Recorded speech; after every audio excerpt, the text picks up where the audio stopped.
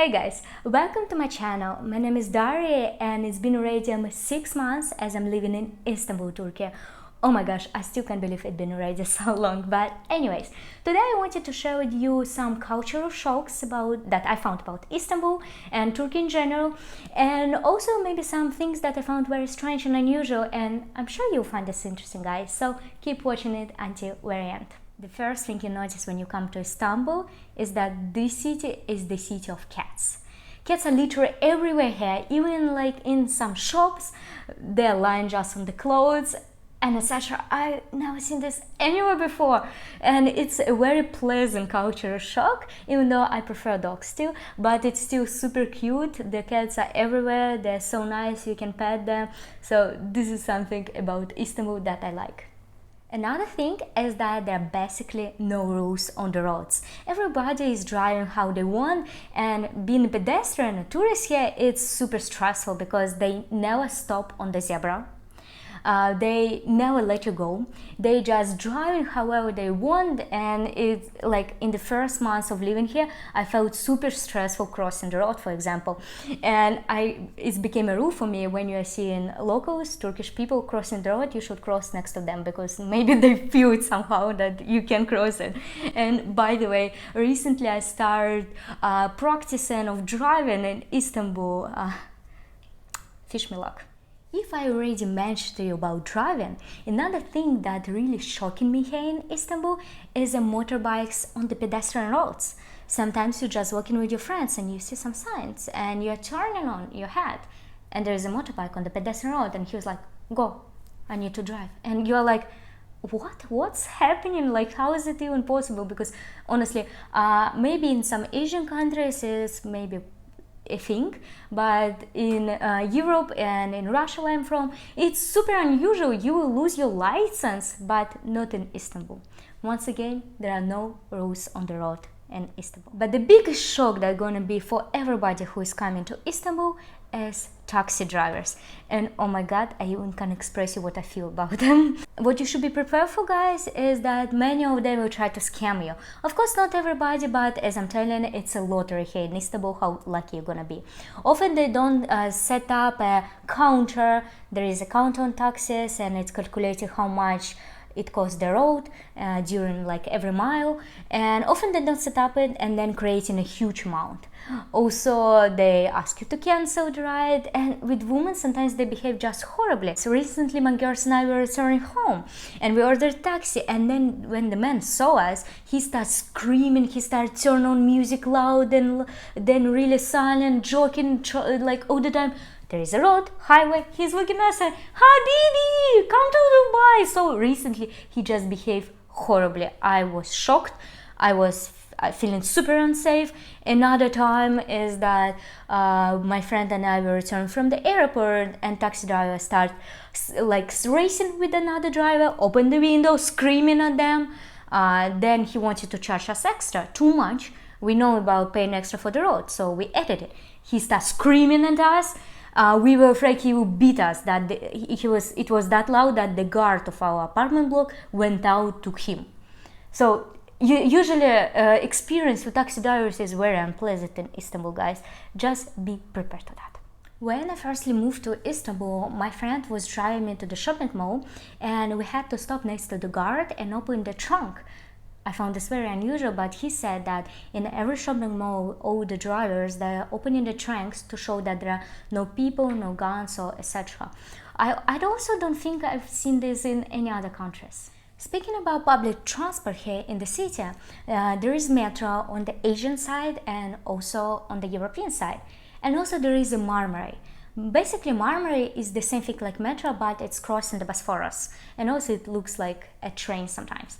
And what I found very interesting is that in many stations, Marmara is connected to metro and you have to pay separately, even though it looks actually absolutely the same. And for me, Marmara is also kind of metro, but it happened because one belongs to municipality, while other public transport belongs to ministry. And because of this, you have to pay separate for these public transports, even though it looks the same. Another thing that is shocking me every single time I'm seeing it in Istanbul is the garbage collectors.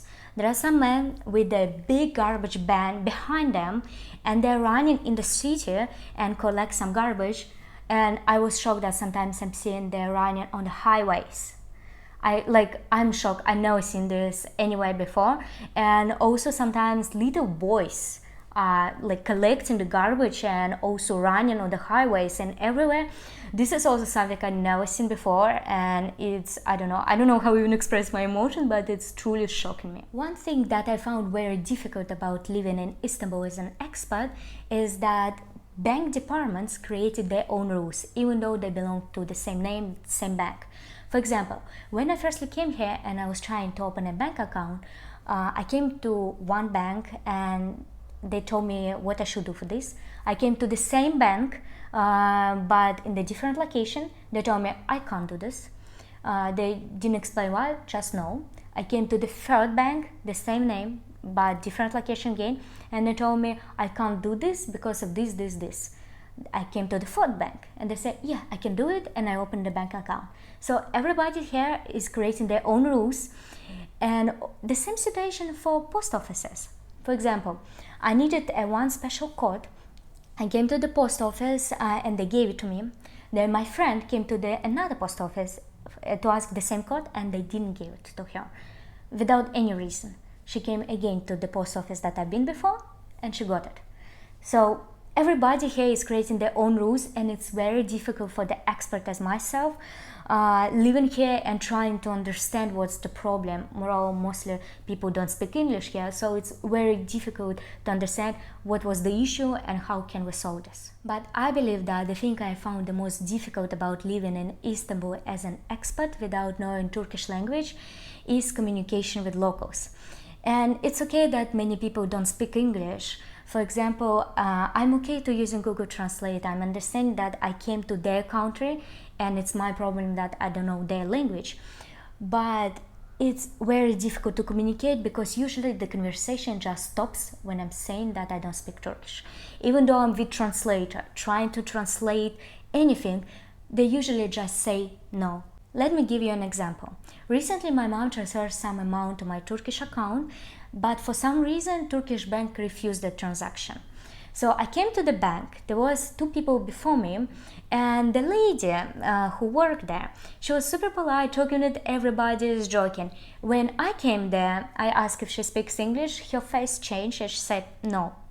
I'm like, okay, I tried to translate that they refused the transaction, and she said, check with your bank. And I told her, I translated again that your bank refused it. I showed her routing number and I was like, can you please check it? And she's like, no, please. Can you leave? There is a line behind you. I don't know why. Check your bank. And as an expert, like, it's super complicated. And here it's, truth to be told, with everything. I came to the museum yesterday and I really wanted to see one gallery there, and it's like a cultural center. And she showed me somewhere there. I came, there was nothing. I translated, we are going to translate it to workers, where is the gallery? And they told me they closed.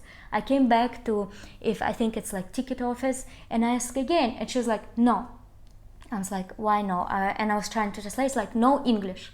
Show me like this and turn on. So this is what usually happens in Istanbul almost every single time when you don't speak Turkish. The conversation ends, and many Turkish people, I found them a little bit impatient about translating anything. And I checked with my international friends who also live in Istanbul, and they told me that usually in all other countries, even though if they don't speak English, they're more patient about translating things. But in Turkey, the situation is different, and I found this incredibly difficult to live with. Yes, I would like to mention that in the city, internet works quite poor. In many restaurants, cafes, and also in the rental apartments, everywhere I found that the connection is super slow compared to other countries I live in.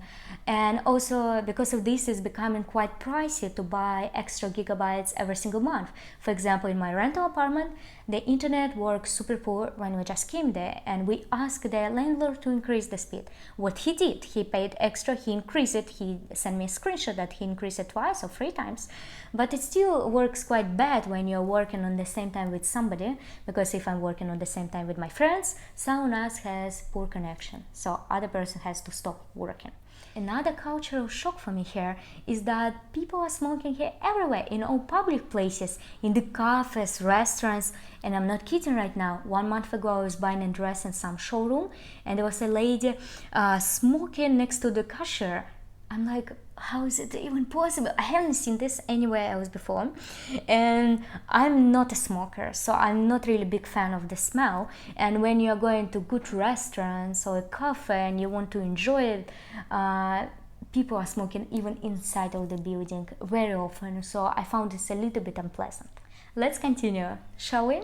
Another interesting fact that I found about locals is that they're very expressive and very emotional when they're talking.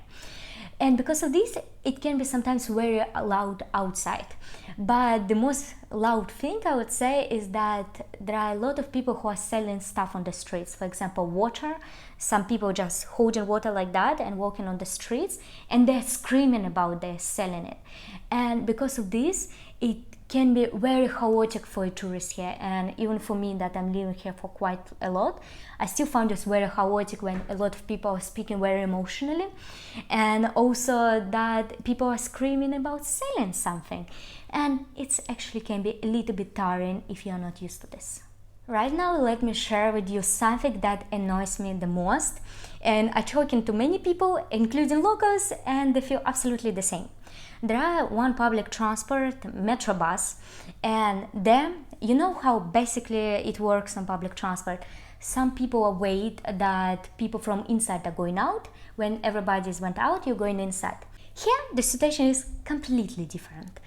People don't wait others to go out of the bus, they don't let them to do it, and they immediately go inside. And because of this, there is like so many pushing, and it's so annoying because I literally haven't seen this anywhere else. Let me give you an example that it just pissed me off last time.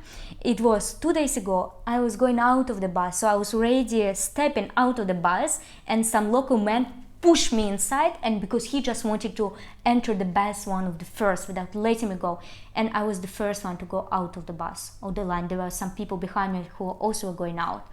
It's super annoying, it just drives me crazy sometimes, as in not local person, but even locals hate this. Trust me, I'm talking to so many people, everybody hate it, but I actually don't understand why there is no like basic, I don't know, behavior rule about public transport here.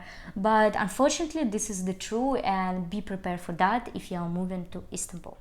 And the last thing that I found very unusual here in Turkey as an expat is the situation with taxes. After living here for 3 months, you have to register your phone, otherwise your internet provider will stop working at all, and no matter if you get the new one, it will not work. Internet, calling, nothing. For register your phone, like international phone, it costs around $160 or $170. It depends on the lira rate that is very flexible right now. So it's quite a lot, guys, just for register your phone. I haven't seen this in any other countries. Anyways, Istanbul is a very beautiful city with a lot of advantages of living there. For example, weather, comparing not super expensive prices like in USA, and also a beautiful sea, beautiful embankment. So despite all of this, I still like living here, even though I still don't think it's the place for long term for myself. But I hope you found this video very interesting and you learned a lot about life here in Istanbul, Turkey, and I really hope you can visit it one day and maybe even to move and live here for some time. Anyways, guys, if you like this video, don't forget to push the like button, subscribe to my channel. I also will be super thankful for you if you consider supporting my channel in Patreon, and I'm gonna see you next week. Bye bye, guys.